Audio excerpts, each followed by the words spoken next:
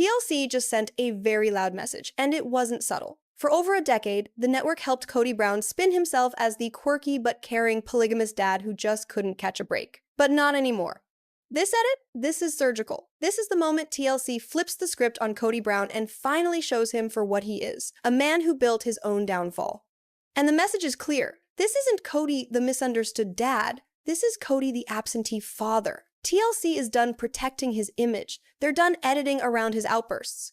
They're done letting him rewrite the story. Because for years, we've seen the cracks, the contradictions between his words and his actions. But this time, the producers are leaning in.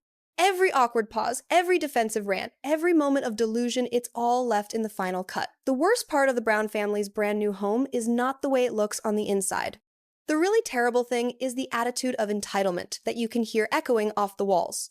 Kody Brown and Robyn Brown's latest dream house has become something more akin to a symbol of success in life, and something much more akin to a giant billboard, indicating everyone how far they have strayed from what actual life is truly like. When you set eyes on little Ari playing around and jumping across the sprawling grounds, mumbling that their previous house, which cost them $1 million, was far too small for them, it was not so cute and endearing as it may seem at first. Rather, we set eyes on a graphic set of the insulated bubble which her parents have set so carefully all around her all these years. When you have a young child who believes that 4,400 square feet of living area is too cramped and too small, you can't help but blame the child for believing it.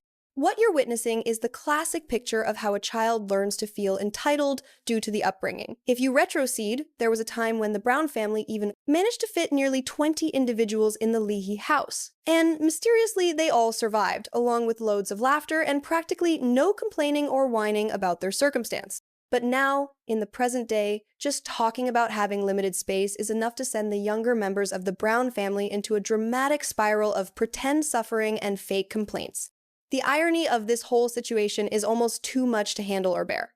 A family that once prided themselves on their religiosity, their humility, and their staying together has now substituted all three of those values with trash lining their homes, excess consumption of goods, and endless self-pity regarding their situation. Even the adults in the family appear totally oblivious to how ridiculous and preposterous the entire situation has become.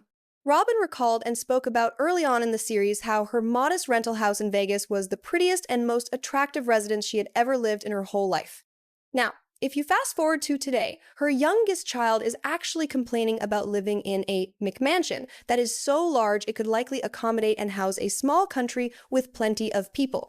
Perhaps the house just appears to them to be smaller because it's crammed and filled to the rafters with QVC shopping house decorations, dollhouse-sized furniture items, and the overall gigantic ego of those who occupy it. The manner in which the children act only further serves to make the issue even more glaringly apparent and brings it into focus. When Robyn's older daughters sneered and made nasty faces at Janelle's trailer home, mocking and making fun of the shower by saying that it was not really a shower but rather a foot bath, everyone was exposed to the rot and decay in the system of values in the family. These are not these down-to-earth, grounded, and resourceful children who once embodied what the Brown clan once represented in the past. These are pampered kids. These are pampered products that resulted from too much protection and unguarded indulgence that was never rectified. Kody and Robyn managed to bring up their kids within some sort of bubble that is so padded and shielded that it is virtually soundproof from the actual world outside.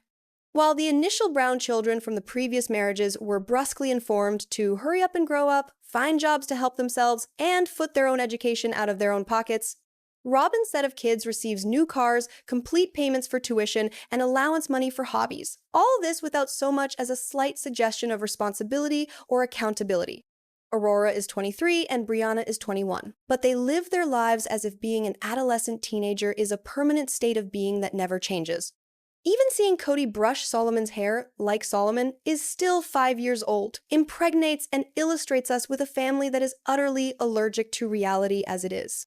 And then you have the design delusion that is present in the house. Robyn fancies herself to be an interior designer and refers to her style of decorating as old world, yet simultaneously she is living in what literally appears to be an overpriced furniture salon that you would walk through in a store. The new dining table, which she claims is too large, would in fact quite comfortably seat the whole Brown family group around it to have a meal, And that may be the genuine true reason that she objects so strongly to it. Good heavens that a sign of family and being together should be permitted to be present within her home. And we must not forget also the cruel irony and harsh reality of a mansion with no bedroom reserved for Truly. A teenage girl who must be treated as a guest in her own father's new palace, while adult children have permanent rooms that are their own, is both tasteless and highly revealing about what's important in that house. The ranking and hierarchy within that household is as evident and discernible as the dreadful wallpaper that hangs on the walls. TLC, and we must credit them for this, has ceased covering and glossing over the cracks and issues. The TV network appears to actually relish revealing just how tone-deaf and out of touch the Brown family has grown with reality. Kody and Robyn's fixation with understanding their value and worth has evolved and transformed into a cult of self-worship, where value and worth are quantified in terms of square footage of houses, model number of automobiles, and interiors suitable to take Instagram-ready pictures. When all is said and done, the Brown family's new home is not so much a house. It is more of a museum that shows misplaced priorities for the whole world to see. Every ginormous room resonates and shouts out the same empty and hollow truth ad nauseum. Money and riches don't equate to class and good taste, and entitlement does not create an actual family with actual bonds. Kody Brown lost Christine not due to problems with love. No, he lost her due to a loan request for a home. It is almost poetic, actually, after all those years of playing favorites, manipulation, and monetary tricks of the hand. Kody Brown's own greed seems to have provided Christine with just the leverage and power she needed to hold him responsible and answerable for his deeds. It wasn't divine providence from on high, and it wasn't mastery of the law by clever lawyers. It was merely a single man's limitless and boundless desire for ever larger, glitzier, and costlier monuments erected to honor his own self. When Kody determined that he just needed to have that McMansion with Robyn, he initiated and began the one thing which would ultimately unravel his financial smokescreen, which he had been operating under for years, a paper trail which could be traced. Because when you are completing and applying for a gigantic home loan from a bank, you can't simply include spiritual husband and self-proclaimed patriarch on the occupation line of the form. You need to actually substantiate and demonstrate your income, your assets, your liabilities, and the entire truth that he would much rather keep hidden and buried. All those contingency clauses and bridge loans included in the agreement meant that everything had to be disclosed and disclosed completely. Coyote Pass property, the sale of the Vegas house, all those family funds had to be disclosed completely and put on paper, and that was all Christine's lawyers needed to see and deal with. One full set of loan papers later, and all of a sudden the question of where Kody's money was and how much he had was no longer a question, but an open book that anyone could flip through. If Kody hadn't been so intent on beating everybody else out with yet another gargantuan piece of property to flaunt, Christine may well have spent a small fortune on forensic accountants simply to find and trace the assets that he so diligently hid away and stashed. As it was, his own greed and ambition did all of her work for her, without her even having to make an effort. It's really poetic justice all wrapped up inside of a mortgage loan application. And things don't stop there in the story. When Janelle and Mary eventually inquired and requested legal clarity regarding how the family fortune had been spent and utilized to finance and fund Robyn's fantasy house, Kody and Robyn hustled and hurried to protect and cover their spoils and gains. The house was strategically located within a trust, and this must have been done to make sure and guarantee that the women who contributed funds towards paying for the house walked away with nothing at all at the end. But still, in qualifying for said trust and mortgage loan, Kody was once again forced to open his books and financial records, thereby inviting Christine's lawyers directly into his most closed and protected financial corners where he stored all his secrets. Karma, as Mary once quipped so quickly and so cleverly, does have impeccable and perfect timing. Robyn's own admission and confession that the McMansion was bought and acquired using family money that was generated by everyone only makes the irony more profound and worse. If that house was a collective asset that belongs to everyone, if it was truly and truly so, then that fact that Janelle and Mary were not included in its value is not only unjust, it is actually financial exploitation that has been hidden and camouflaged as divine destiny and God's plan. They supported and indulged Robyn's sacred cow existence and, at the same time, were left with only a portion of Coyote Pass, a piece of land that, due to Kody's endless procrastination and inability to decide on what to do, is now nothing but an empty spot of ground with nothing constructed upon it. Then there is just the basic issue of math and figures, which has never been Kody's forte or point of proficiency. With the estimated $11,000 monthly mortgage payment added to bills and utilities, cars and trucks, and the pair's widely publicized shopping expenses that are on display, they would have to bring home approximately $20,000 each and every month, simply to keep their heads above water and remain afloat. That comes out to about $40,000 in pre-tax dollars that they must make. That is close to $500,000 a year, just to keep and sustain a lifestyle completely founded on TV paychecks and false self-assessments of their relevance. Unless My Sister Wife's Closet then becomes some luxury empire that generates some serious cash, foreclosure and losing the house appears less a matter of speculation and guessing and more an inevitability that cannot be avoided. The irony persists and goes on in Kody's effort to frame and construct a room for truly as proof and evidence of his paternal dedication and love for his daughter. The timing of when he did so was no accident or coincidence. It was a performative endeavor that was intended to appease and meet the court's expectations under shared custody arrangements. The camera was probably able to record what seemed to be a humane gesture on tape, but the paper that was there behind it indicated and demonstrated something much less kind and something far worse. What it indicated was a man who was panicking and hurrying to look responsible only when and because a judge asked him to do so and insisted upon it of him. In the ultimate and final reckoning, Christine did not only win payments of child support from Kody, she won vindication and evidence that she had been right all along. Kody's frantic desire to present an image of stability and wealth was ultimately his undoing. The man who had once held in his hands every single financial strand of his plural marriage empire was brought low and defeated by the same pride and arrogance that had erected it in the beginning.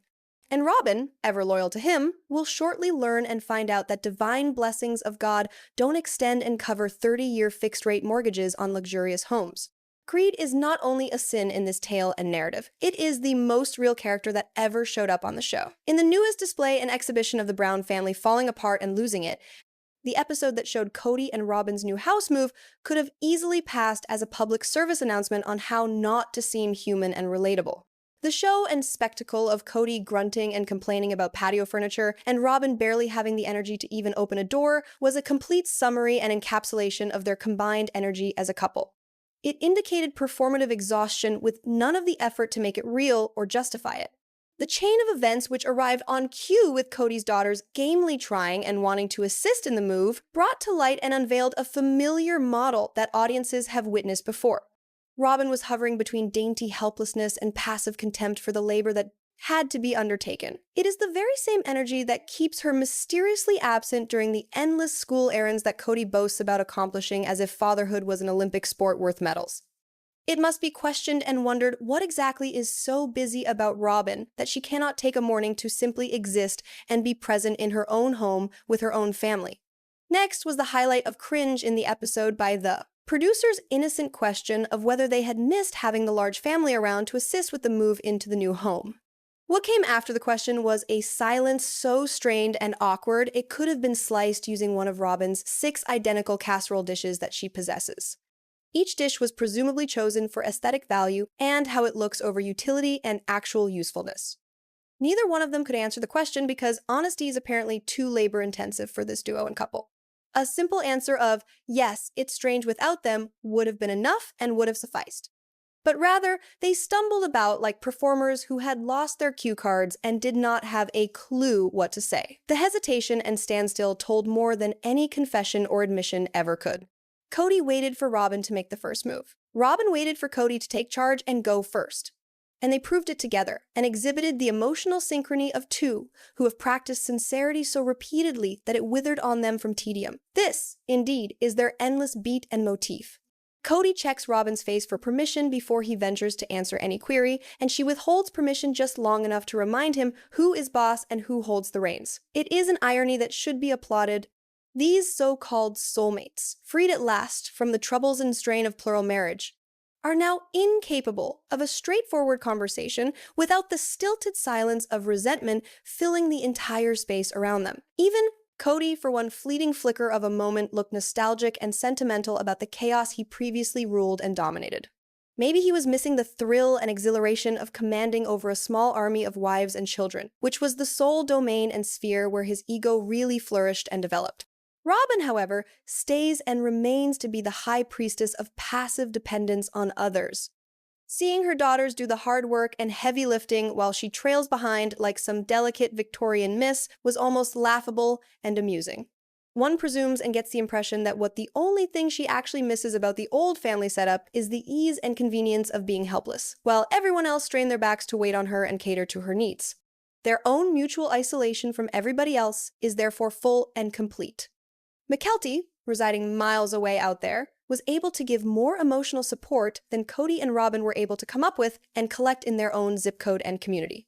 The lack of friends, neighbors, or even a semblance of a social network around them only serves to highlight and emphasize how empty and shallow their voluntary exile has since turned out to be.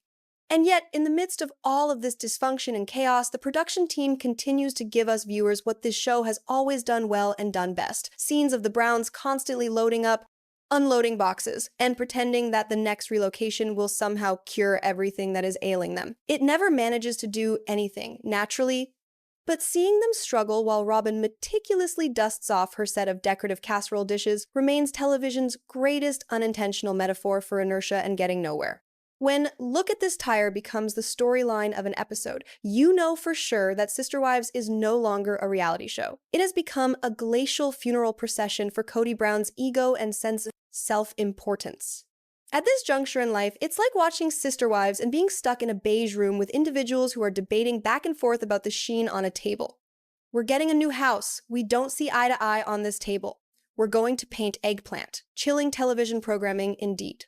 The last episode was able to make even mundane weather patterns a story arc, which is only remarkable in its dedication to being as mediocre as possible and average. Once upon a time in the past, this show's greatest scandal involved catfishing incidents and marriages collapsing and falling apart.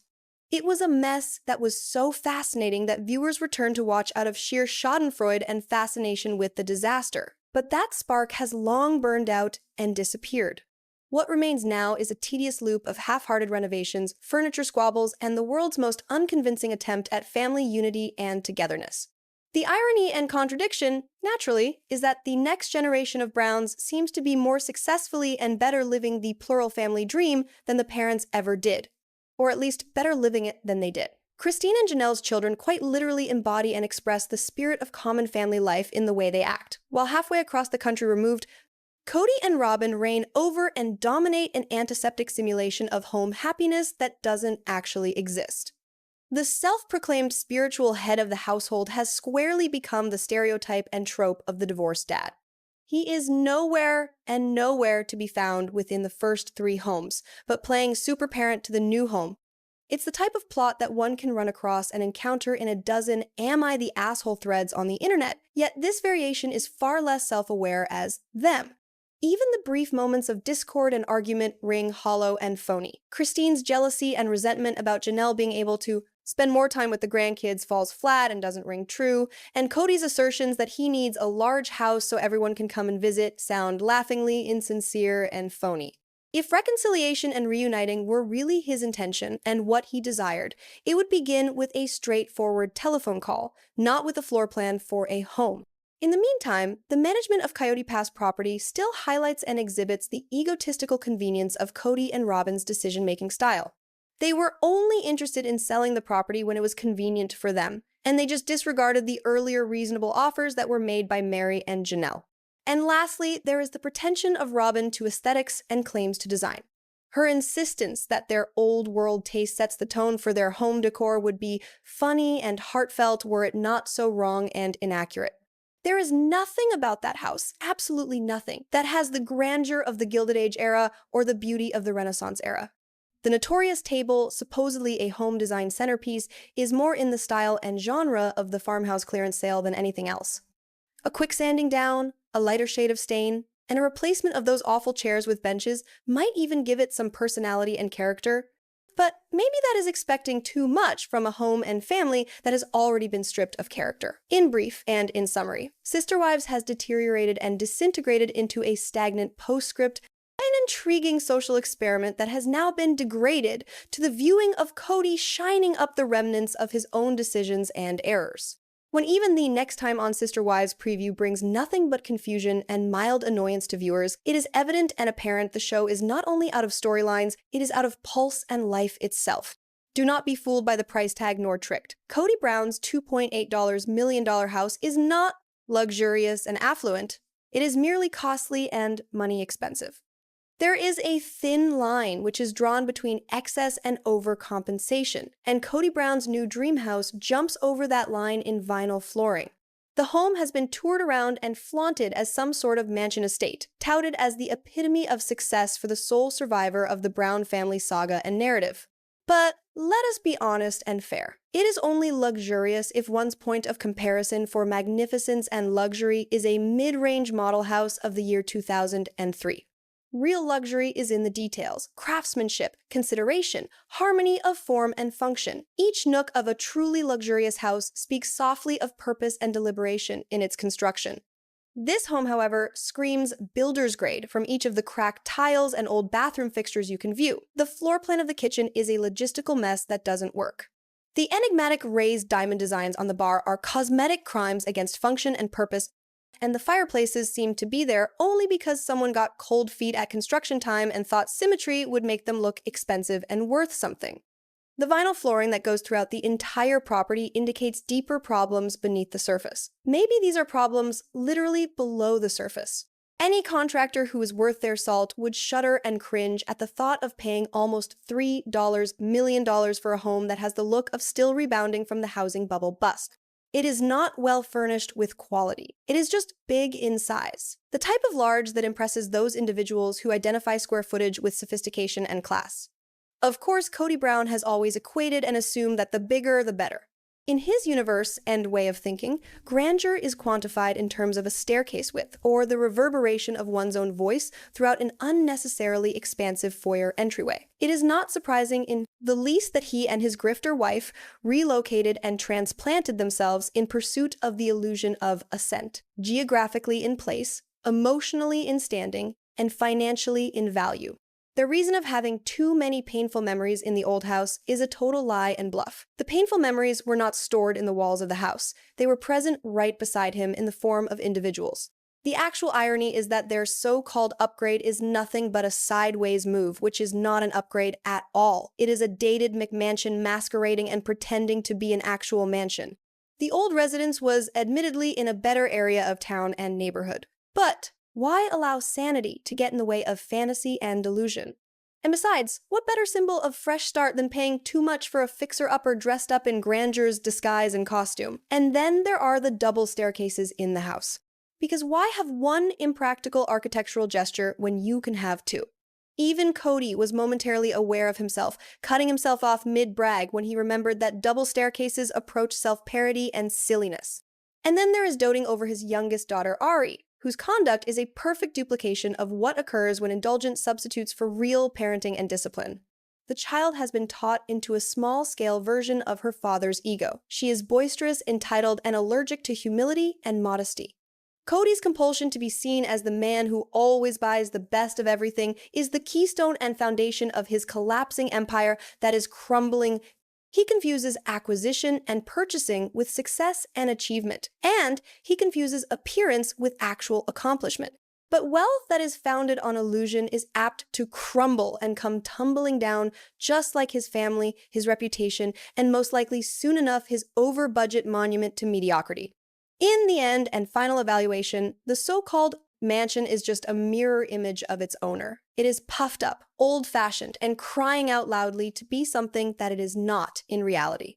TLC would rather you not know this information, but the Brown children who remained on Sister Wives are not there for family harmony and closeness. They are there for survival and to earn money. By now in the life of the show, the only thing more certain than Kody Brown's fantasias of glory is TLC's need for working footage that they are able to broadcast. As the initial Sister Wives concept falls apart and disintegrates, the TV network seems to have resorted to its next best source of programming, the grown-up children, particularly Madison and McKelty.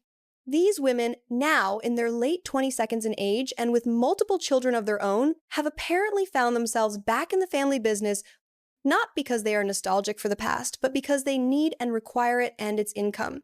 Even a small payment of $2,000 to $3,000 per episode becomes a good offer and deal when factored against the average annual income of many young mothers just struggling to get by.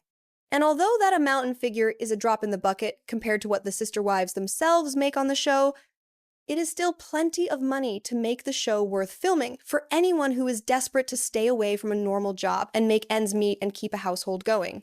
It also nicely accounts for why most of the other adult children have already opted out and chosen not to engage. For all those children who are going into careers, stability or anonymity and privacy are simply too great compared to reality television's small check and huge scrutiny by the public, simply not worth it or worth it to them. But for those who remained and stayed on, such as Madison, the choice appears more practical and pragmatic rather than emotional or passionate. Her abrupt announcement of the cancellation of her podcast was probably not spontaneous either, or done on impulse. More likely and more realistically, TLC or Janelle herself could have recommended that she drop the podcast, an unpredictable liability beyond anyone's control, and instead channel her commentary into the show where it could be profitized and managed by the network. After all, Outspoken Daughter is a much more lucrative narrative than rogue podcaster who can't be controlled. The crisis further takes on depth and nuance when including Madison's husband Caleb, whose alleged kidney failure and history of pulmonary embolism bring both personal and financial interests at play that impact the family. Per Madison's own social media updates, which she has posted, his renal function is at about 24% level, which is extremely low. This is getting close to the transplant level, where he would require a new kidney. It is hard not to recognize how this medical doubt could impact and affect choices regarding staying in the limelight and remaining on the show. Of course, payment is not negotiable in this deal and agreement. At least that is how it should be. Anyone who appears on a network reality show is worthy of payment and compensation, especially adults no longer held to their parents' contracts signed when they were minors. TLC, which is not exactly a brand of philanthropic efforts or free giveaways, would not expect free work from the same individuals who are keeping its flagging ratings in place with viewers. Madison's podcasting venture was short-lived too, and served to prove and show that her unedited opinions regarding Kody could draw some notice from individuals, and TLC became aware of this reality. Her critical assessment of her father became content gold for the network, and TLC quickly turned on a dime and shifted gears to incorporate that very same dynamic into the TV narrative on the show. But as any longtime viewer of reality television is aware and knowledgeable, the shelf life of family drama is short-lived and finite. After a while, the audience's interest dissipates, and the cast's marketability is right behind in its wake. Nowadays, even past reality darlings and stars such as Kate Gosselin are resorting to live streaming pity appeals from their bedrooms in efforts to remain relevant. What remains on Sister Wives is a workplace in disarray and dwindling. The skilled workers have quit and abandoned their jobs, and those with no other choices and alternatives are holding onto their desks until the last paycheck clears the bank. It is an unfortunate truth that the more capable brown children, those with education, ambition, and a grasp of self-preservation and protecting themselves, have moved on to other things. The ones who remain and stay are the ones who cannot afford not to for financial reasons. There is a sadness in watching the next generation, which includes the grandchildren, being brought into the cycle and pattern. One might expect that after growing up under relentless public exposure and cameras, the adult children would be eager and wanting to shield their own kids from the same spotlight and attention. Some do shield their children, thankfully. At least one new grandchild has been kept off camera and protected from filming. But there are others who appear to be happy and keen to continue the cycle, sacrificing privacy for money and genuineness for television time. With Janelle still attached and affiliated to the show and resident close by in the neighborhood, Madison's inclusion is a simple option and decision. It is low-hanging fruit in a franchise that has exhausted storylines and material to shoot. Brought up under Kody's wary tutelage throughout her childhood, she spent years soaking up and absorbing the contradictions and conflicting messages of the family. While Logan was groomed and schooled to emulate his father's pseudo-patriarchal bluster and behavior, Madison grew up in a system that equated female value and worth with early marriage and motherhood as the main objectives. That type of indoctrination and education does not just go away overnight or quickly. So, yes, the future generation of Browns might be writing checks and making money, but they are making checks off of the only legacy they ever received and were taught, performing family life. It is packaged one episode at a time to the viewer. Christine Brown did not leave Kody to experience freedom and independence. She left him to experience a house that she can brag about on repeat over and over again. There needs to be a drinking game made for each time Christine Brown talks about her house, though viewers may not make it through the episode if they attempted to play it. Apparently, loving her home is her entire personality and identity. She likes her home immensely. Kody ought to like his home as well. Mykelti's home is older but more to her specifications. And North Carolina, please do not even mention it as a possibility. Christine lives in a home in Utah with David, who repeatedly and continuously reminds us that he is patient, an adjective that now seems less of an accolade and more of a prognosis for a condition. The sameness and redundancy of Sister Wives have achieved near-performance art levels of ridiculousness. It is not new or innovative, but never has it been so circular and redundant. Christine's speech circles back upon itself, like a parody of itself, defensive, redundant, and suspiciously overenthusiastic in tone. The North Carolina protest is particularly dramatic and theatrical. She waves it off as if the state personally wronged her somehow. Maybe a pine tree once caught her eye in a wrong way and offended her. The insistence and emphasis is more about justification of a decision already made than a true preference. Her response is understandable when understood in the context of jealousy and envy. At one time in the past, Christine had envisioned and fantasized about a family huddled together in Utah around her vision and dream of domesticity. Now, everybody has moved and gravitated toward Janelle's daughter, Maddie, who has become the new gravitational pull of the family, assuming the role of Mother Goose once held and exercised by Christine. Naturally, she is resentful about it. She is losing her listeners and the spotlight she had. Next is the near-prosaic hypocrisy and contradiction of Christine hailing Mykelti as Wife of the Year for backing Tony's chess career and recreation. This kind of praise from the woman who devoted decades of her life to catering to and serving a husband who openly professed and avowed that he wasn't physically attracted to her. The irony would be capable of powering and lighting up a small city with its energy. Her observation that Mykelti's 1992 house was old provides an additional generational disconnect and discord, so it seems that the early 1990 seconds constitute ancient history in her eyes. For Christine, however, perhaps the true fossil and relic is her story and her account. Once the underdog fans supported and cheered for, she is heading perilously towards the same narcissistic cycle that made Kody so obnoxious and obnoxious to observe. Even her own daughter Gwen reportedly once said, "Christine is as bad as Kody." Whether or not that quote was verified and confirmed hardly matters at this point. The behavior and actions speak for themselves and tell the story. Christine is caught in the echo chamber of her own decisions and actions, standing up for her house, her man, and her state as if proclaiming it over and over and over again will make it significant once more and bestow upon it dignity. At this juncture, Christine likes her house is not only a matter of fact, it is a mantra that she constantly recites. And like all mantras that are recited by people, it is not so much to persuade other people and more to soothe the person reciting it over and over again. Christine has her beloved house. Kody has his ego that he guards, and you, the viewer, have the subscribe button to click.